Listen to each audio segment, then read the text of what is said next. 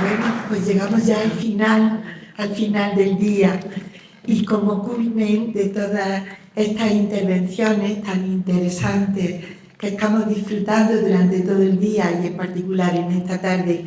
pues tenemos la última conferencia de nuestro querido compañero José Manuel Rodríguez Domingo. También, como en el caso de Ana, lo conocerán todos y mucho. José Manuel es catedrático acreditado, es decir, ya tiene la condición, muy merecida condición de catedrático de Historia del Arte de la Universidad de Granada, y es también el coordinador del máster universitario de tutela del patrimonio histórico-artístico, el legado de Al-Ándalus. Es un gran experto en técnicas de conservación del patrimonio histórico. Entre varias líneas de investigación que tiene, una de ellas aborda la gestión del patrimonio histórico-artístico de Guadix, centrado sobre todo en los procesos de destrucción y enajenación del patrimonio que se han ido produciendo a lo largo de los siglos XIX y XX. En estos trabajos, pues, podemos resaltar varias cuestiones, pero una muy interesante es todo el estudio y catalogación que ha hecho de los refugios antiaéreos construidos en Guadix durante la Guerra Civil, o todo el proceso de reconstrucción de Guadix en la posguerra, porque fue una de las ciudades que fue adoptada por regiones devastadas, es decir, porque tenían su patrimonio muy dañado después de la Guerra Civil.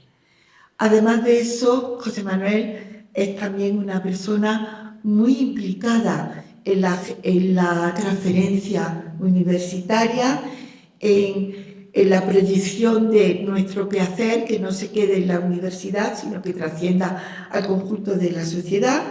y entonces esto se refleja pues en su pertenencia, por ejemplo, a la Real Academia de Antequera, de la que es miembro, es decir, no puede ser cualquiera, no es una academia abierta, sino es una Real Academia de la que mide mucho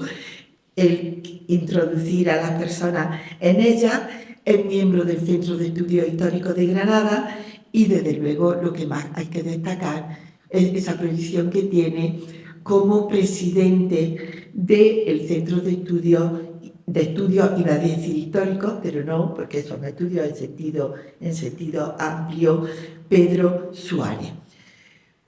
También es uno de los miembros de la Junta Directiva de la CECEL, es decir, de la Confederación Española de Estudios Locales, que desempeña una función muy interesante aunando a todos los centros que nos preocupamos porque se mantenga el patrimonio y se desentrañe la historia de nuestro pasado en los distintos ámbitos geográficos de nuestro país. Y ahí desarrolla una labor muy importante. También en su caso, su producción historiográfica es amplísima. Yo me voy a referir solamente a un libro que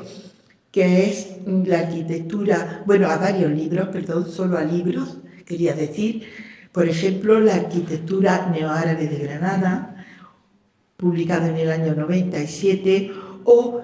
otro libro, La restauración monumental de la Alhambra, del año 98, y uno mucho más reciente, en su línea de investigación más actual, Ciudad Refugio, la defensa pasiva de Guadix durante la Guerra Civil, publicado en 2019. Precisamente en esa línea hoy nos va a hablar de la reconstrucción de Guadix tras la Guerra Civil. Cuando quiera, José Manuel, y muchas gracias por tu... Pues gracias a ti, Inmaculada. Bueno, pues por varias razones. En primer lugar, lógicamente, por la presentación que acaba de hacer, y en segundo lugar, lógicamente, pues por aceptar, ¿no?, también, en cierto modo, la colaboración o la integración de un programa de esta jornada intensa, muy intensa, que llevamos desde las 10 de la mañana y que afortunadamente culmina aquí. Y voy a ser lo más rápido, espero cumplirlo a rajatabla para no cansarle en demasía. Es verdad, cuando ha hecho alusión además a la CC, pues es verdad que efectivamente me enorgullece que Guadix no solamente hoy acoja esta jornada, esta primera jornada, sino que también hace 4 años fuera también el lugar de encuentro de la primera reunión de los centros de estudios locales de Andalucía Oriental. Es decir, donde realmente pues, se mostraba la importancia que los centros de estudios locales realizan en sus territorios, ¿no? Donde pasamos también una jornada amplia y donde pues, estuvieron representados todos los centros, incluso también las revistas de estudios locales que tan importantes son. Bien, también, cuando también diseñamos el programa de las conferencias de esta tarde, Inmaculada y yo, lo que no me podía imaginar era que mis compañeros que me han precedido, pues realmente me dejaran el campo también abonado para hablarle ahora de un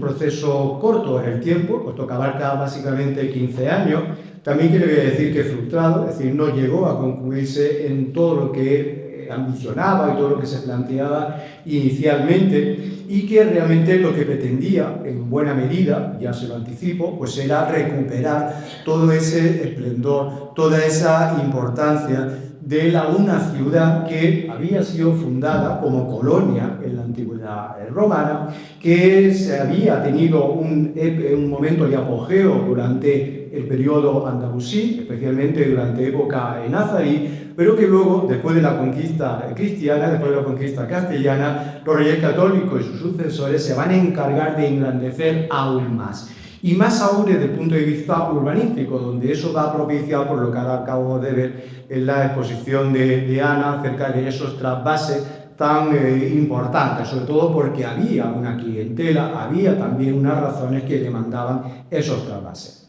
Todo eso, o buena parte de toda esa situación, va a fracturarse en 1936. Y no justamente con el inicio del conflicto, sino unos meses antes del estallido de la guerra, el 18 de julio, Guadix se convierte pues, en un lugar de conflicto,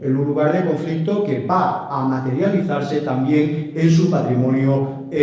urbano. Esta es la Plaza de la Constitución, antes de lo que van a ser de época republicana, antes de lo que van a ser las destrucciones, la de los incendios provocados el 12 de marzo de 1936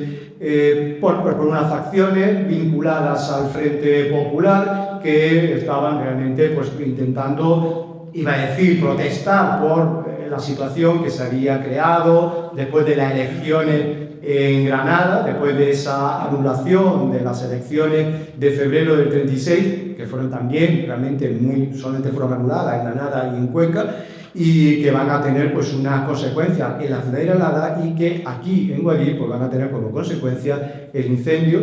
a través de una farmacia que se va a propagar a toda la zona donde el edificio de los antiguos juzgados, que era el antiguo edificio que englobaba el mirador de la ciudad. Nada de mirador de los corregidores ni de balcón de los corregidores. Ese nombre es un nombre impuesto después de la reconstrucción. Su nombre oficial era el mirador de la ciudad, porque era propiedad del cabildo municipal que estaba en esta casa y que van a utilizar, igual que en la plaza de Virranda de Granada, pues para un palco para asistir ellos y sus invitados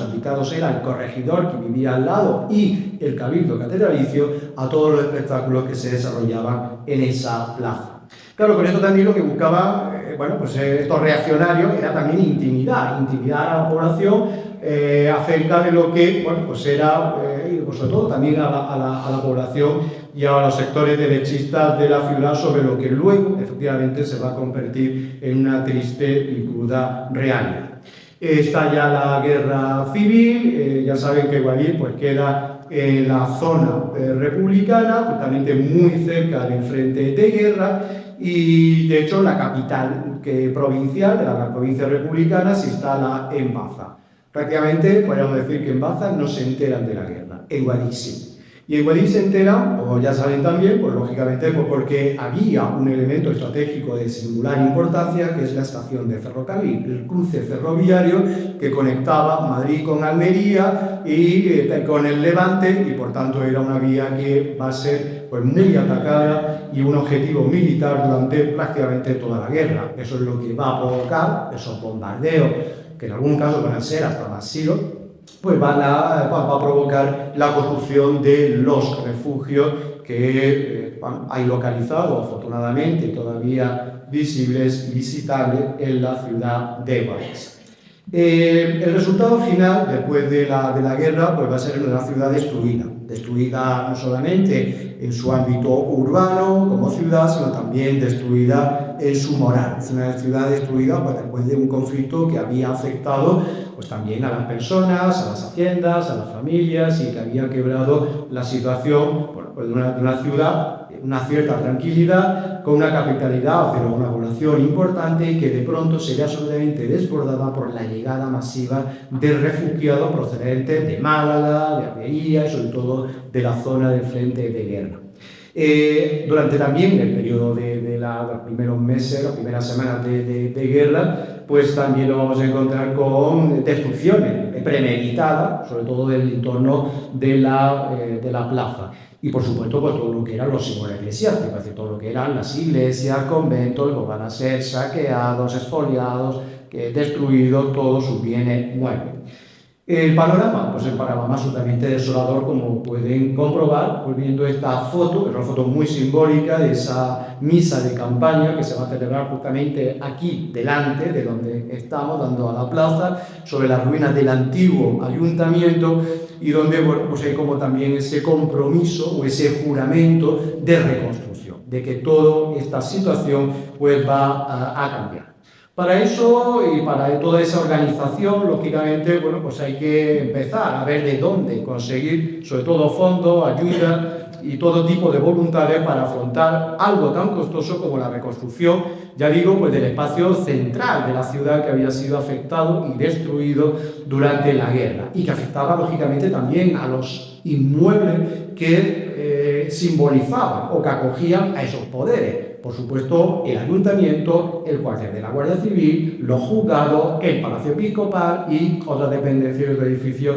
de carácter asistencial que eran también fundamentales para la organización y el funcionamiento pues, de una ciudad como Guadix. ¿Qué va a hacer el ayuntamiento? Pues el ayuntamiento va a acogerse realmente pues, a la política de reconstrucción que va a ser dictada por el gobierno de Franco. Naturalmente la situación de Guadix no era una situación aislada en el territorio español, era una situación que evidentemente pues en todas las ciudades que habían sufrido el conflicto de una forma tan lacerante, pues lógicamente estaban en una situación pues, muy similar, ¿no? Piensen en Guernica, piensen en Almería, piensen en ciudades cuyo patrimonio urbano pues estaba muy deteriorado. Y para eso, pues el gobierno de Franco lo que va a hacer pues, va a ser crear una unidad, puesto que hay que meter una cosa absolutamente prioritaria, crear desde el Ministerio de Gobernación, vinculado con Falange, pues van a crear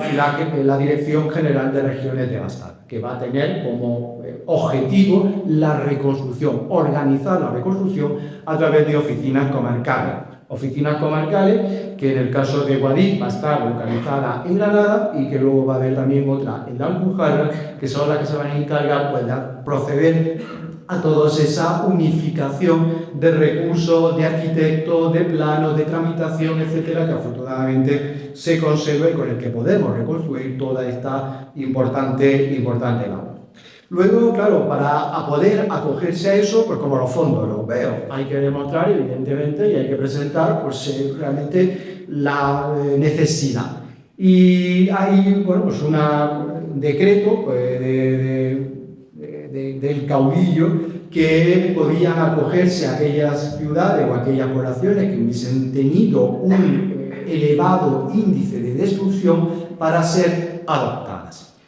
Guadix presenta un expediente por la parte prácticamente impecable, sobre todo porque desde el punto de vista histórico es muy rotundo, donde va justificando la importancia histórica, artística, patrimonial que tenía la ciudad. no lo redacta un historiador, ya se lo digo, lo redacta un funcionario, pero tremendamente ilustrado, al que esta ciudad todavía no le ha hecho justicia, que es José Baldomero Muñoz Sánchez, que era secretario municipal y que realmente va a ser absolutamente convincente en Madrid para que Guadix sea declarada ciudad adoptada por el caudillo el 15 de diciembre de 1940. A partir de ese momento ya sí puede acogerse a todo este programa de reconstrucción. Aquí tienen una imagen de los pueblos adoptados de la provincia de Granada.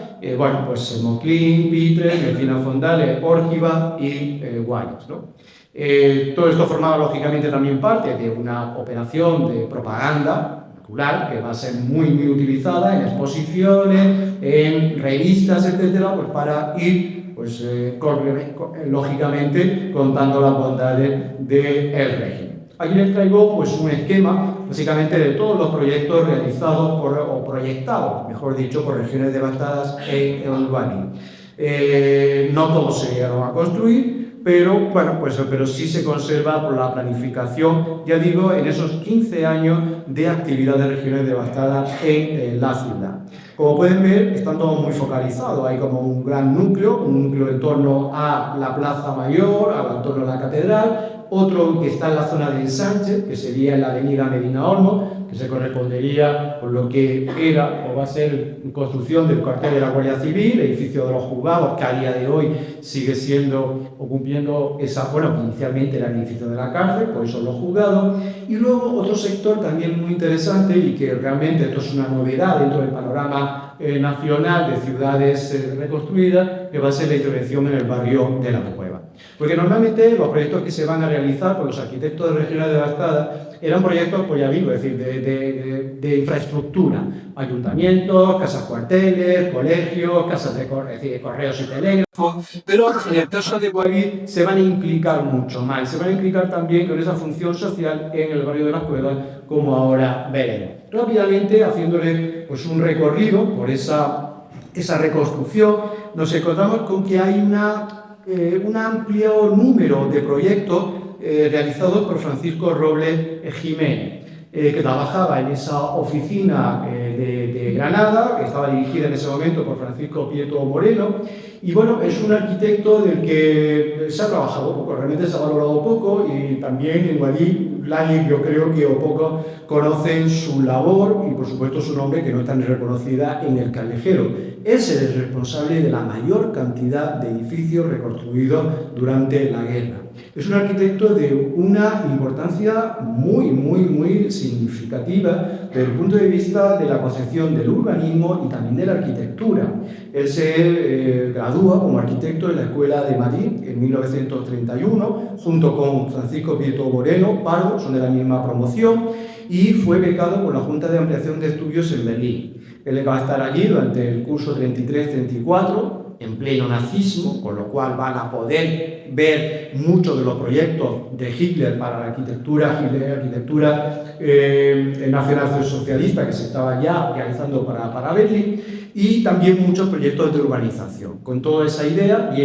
vuelve, regresa a Granada, va a ser arquitecto municipal de Granada y va a ser, como digo, pues el arquitecto de regiones devastadas que más proyectos va a realizar para Guadix. De hecho, fíjese si era importante, pues realmente es muy versátil, que es, por ejemplo, el autor de ese fantástico proyecto arquitectónico urbano, casi por decirlo de algún modo, que es la ciudad laboral, la Universidad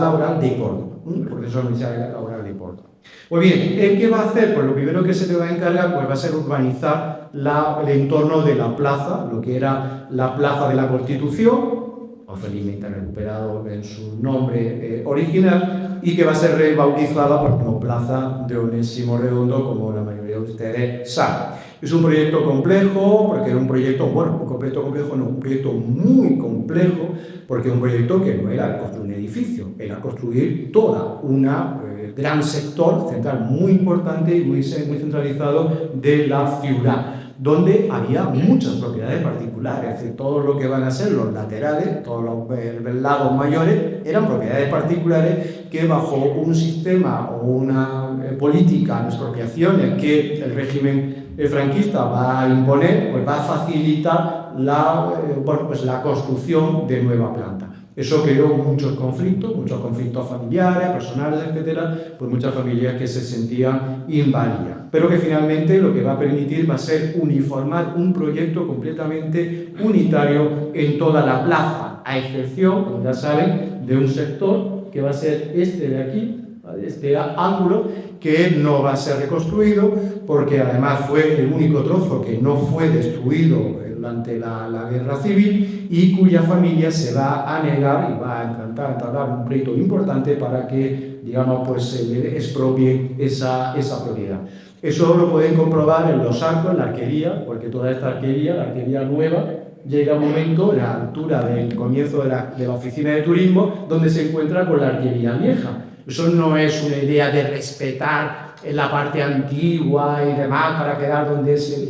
encuentro una cosa, no es nada, no es un homenaje a la arquitectura histórica, realmente fue por eso, porque no pudieron continuar toda el columnata, todo el pórtico hasta el final. Ahí, lógicamente, se van a planificar los edificios principales. Decíamos que el ayuntamiento estaba en este lugar, en este mismo solar. Aquí va a mantenerse la construcción del nuevo ayuntamiento bajo también el proyecto de Francisco Robles. El edificio del ayuntamiento, seguro que muchos de ustedes lo han conocido antes de la reforma. De hecho, estamos ahora mismo en el patio, que es este patio, este mismo patio. Tenía su fuente, tenía pues otra disposición, la escalera imperial y, por supuesto, la capilla. Tenía también hasta un observatorio astronómico el propio edificio. El proyecto era un proyecto mucho más ambicioso, un proyecto que además pretendía ampliar fachada a la calle ancha. Para eso pues, se va a diseñar por parte de Francisco Robles toda esta fachada que no se llegó a construir, podemos decir que afortunadamente, porque eso había supuesto la destrucción, la demolición del pósito y de la alhóndiga. La idea era pues, crear en el ángulo entre la calle, esto es la calle ancha, esto es el callejón de la antigua callejón de la botica, crear aquí una torre con un reloj que venía pues, a monumentalizar también hacia la calle ancha el edificio del ayuntamiento, siguiendo un modelo parecido al que Prieto Moreno planteó para el nuevo ayuntamiento de Granada, que no se llegó tampoco a construir. Ese es el proyecto para el ayuntamiento de su compañero Prieto Moreno. Y a la hora de reconstruir algunos de los elementos que planteaba, había una imposición, podríamos decir, o un deseo por parte del ayuntamiento de que el antiguo mirador de la ciudad se volviera a reconstruir en su mismo emplazamiento. ¿Qué ocurría? Que Regina de Mazada dijo que no, que ese lugar, que ese lado, debía ser utilizado para construir la Casa de Correo. Claro, la Casa de Correo significaba pues, un edificio completamente... Un edificio que aprovechara, macizara toda la fachada, que tuviera doble planta, para aprovechar el máximo de espacio, por lo cual hay un balcón que no se veía para nada, no tenía ningún sentido. Esto provocó un empecinamiento aún más del ayuntamiento que finalmente consiguió una reforma del plano de la fachada del ayuntamiento que se estaba construyendo para colocar o construir un recuerdo de ese balcón justamente como fachada del nuevo ayuntamiento. De hecho, lo que están viendo aquí es un cambio, esto es una maqueta, porque inicialmente Regina de Baztala dice, bueno, vamos a plantear la reconstrucción del mirador donde estaba, luego dicen, no, aquí vamos a colocar el edificio de correo, con lo cual esto va. Claro, la diferencia, fíjense, entre la reconstrucción, entre esta maqueta y el edificio finalmente construida, es la diferencia de un arco. Un arco, ¿por qué? Porque al construirlo como fachada del ayuntamiento, debiera acomodarlo a las dimensiones del espacio. Eso además lo justificaron diciendo que con eso de esa forma, quedaba alineado el escudo real, quedaba alineado en el centro y permitió sobre todo abarcar el acceso de coches hacia la calle ancha, ¿no? Y podía hacer una fachada completamente continua, ¿no? Bueno, el edificio de correo y, por supuesto, también todos los edificios de carácter asistencial. Un edificio que estaba cumpliendo una función muy importante, pues era el antiguo orfelinato de la Divina Infantita, que ahora se va a destinar a caídos en la guerra y que, por tanto, pues debía reconstruirse. No me voy a detener en las modificaciones que se hacen sobre el proyecto. Esto era como estaba, solamente con un torreón, y bueno, finalmente se hacen 2 torreones y bueno, se cambia un poco. Hay un interés también, eran arquitectos, pero también tenía un sentido de la decoración muy afinado. No voy a decir que fuese correcto sobre lo que era la tradición del lugar, que prácticamente tampoco le interesaba mucho, era un modelo unitario a nivel genérico, pero sí se encargaban de diseñar los retablos, las rejerías y cada uno de los elementos ornamentales. El Palacio Episcopal es uno de los proyectos más complejos, también más difíciles y más largos, porque además pretendía hacer un edificio completamente ex novo, derruyendo toda esta parte de la Gran Muralla y haciendo pues esta fachada que pueden ver en la parte superior, pero finalmente, afortunadamente, solamente se centraron en el patio, en lo que era la residencia del obispo. Una residencia muy monumental, con un patio, con una gran escalinata, con un salón del trono, con la idea también de servir de alojamiento a todos los obispos que debían venir próximamente a Guadix para celebrar el centenario de la llegada de los varones apostólicos, que era como el gran referente de fecha que se manejaba en la ciudad. Edificios como el Asilo de San Francisco, que se había mantenido activo en el convento de San Francisco, también va a ser otra obra que se remodele y se reforme. Y obras de nueva planta en la zona de ensanche, sobre todo según esa normativa de construir estos edificios fuera del núcleo urbano para que no ocurriera lo que había ocurrido durante la guerra, todos conocen, pues fue desubicar del centro, descentralizar edificios como el cuartel de la Guardia Civil o la cárcel. El cuartel de la Guardia Civil, aquí en Guadix, estaba en el Palacio de Villalegre y la cárcel estaba aquí a unos metros, donde hoy está pues, el bar del liceo, ¿no? Son edificios que también van a ser realizados por arquitectos de regiones devastadas, de la oficina de Granada, como Luis Molina de Cienfuegos y Juan Hofer. La cárcel de partido es un edificio muy interesante desde el punto de vista funcional, tenía capacidad para 40 reclusos y 10 reclusas, además duplicable, con un centro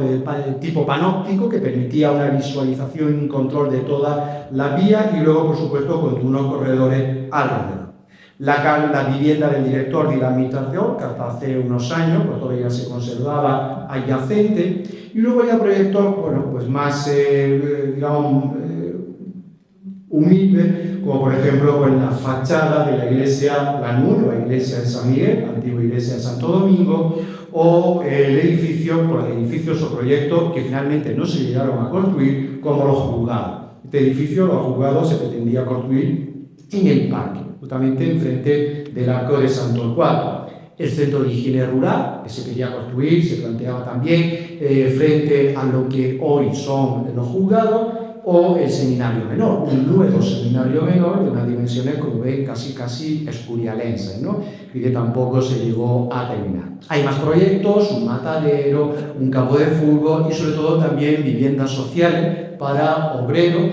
procedentes de las cuevas, porque las cuevas va a ser el otro interés de justamente regiones devastadas en su política de reconstrucción. De hecho, el ayuntamiento tenía mucho interés en que se interviniera allí. De hecho, bueno, pues una de las proyectos o argumentaciones era que dice, son las cuevas algo típico de esta ciudad y deben conservarse las que, según la Fiscalía de la Vivienda, tengan condiciones de habitabilidad y desaparecer las madrigueras donde se alberga el odio, que deben recordar como recuerdo doloroso de épocas pretéritas, ¿no? Son informes que son muy interesantes porque hablan sobre todo de toda esa retórica típica del régimen franquista. Nos vamos a quedar que afortunadamente solamente se va a hacer una labor social muy importante haciendo las escuelas, lo que va a ser todo el proyecto de escuelas y viviendas para maestros, que va a ser la escuela del Padre Poveda, en el entorno de la Ermita Nueva. Y también justamente la construcción de la iglesia, esa iglesia que bueno, va a hacer de la antigua ermita prácticamente una capilla y que la construcción de la iglesia actual al final pues ha quedado completamente indebida y oculta de este proyecto que tenía un gran interés desde el punto de vista arquitectónico. Bien, realmente toda esta arquitectura es una arquitectura que lo que pretendía no era recuperar el monumento, sino que lo que quería recuperar era el símbolo, el simbolismo que va a tener para el nuevo Estado. Para eso se van a crear y generar grandes espacios, ya sea en la plaza de la Ermita Nueva, para acoger pues, todos estos fastos de inauguración, donde pues, venía el ministro de turno, donde va a llegar también Franco en alguna ocasión, y que permitía pues, poner, ¿no?, sobre el escenario, nunca mejor dicho, la grandeza de esa adopción y esa importancia que allí teníamos. De hecho, aquí pues, les traigo la portada de la revista Reconstrucción, que enalorga la Dirección General de Elecciones de Bastara, donde aparece como ejemplo la fachada del nuevo ayuntamiento. Y bueno, pues todo esto al final ¿a qué nos lleva? Pues nos lleva realmente a que todo estaba basado, es decir, con todos sus aciertos en cuanto a lo que es la recuperación y la reconstrucción de una ciudad muy dañada y muy maltratada por el conflicto, por la guerra, pero que donde las formas no van a ser las mejores. Lógicamente eran las formas que se manejaban en un régimen totalitario, como estaba ocurriendo en Alemania, como estaba ocurriendo en Italia, como estaba ocurriendo en la Unión Soviética, donde los informes continuamente hacen referencia para justificar por qué utilizan determinadas molduras, determinados órdenes, determinadas formas, hablan siempre del bellísimo estilo, literalmente, el bellísimo estilo. Un bellísimo estilo con el que pretendían, lógicamente, pues, plantear e imponer el nuevo orden moral y político. Y bueno, pues algo que realmente, como digo, con los regímenes dictatoriales, cuando se utiliza la arquitectura, pues un modo más de transmitir pues, el poder, el control y una narrativa histórica fabricada. Algo que, bueno, pues que todavía está vigente, ese bellísimo estilo, en el Beautiful Federal TV Architecture, en esa orden ejecutiva que acaba de restablecer, porque ya la hizo en su primer mandato, el actual presidente de los Estados Unidos. Y bueno, pues de tratar de implantar pues, justamente la belleza de ese orden clásico para la arquitectura oficial, ese bellísimo estilo. Lo único que ocurre pues, es que, como decía Woody Allen, pues la grandeza no se consigue vistiendo lato. Muchas gracias.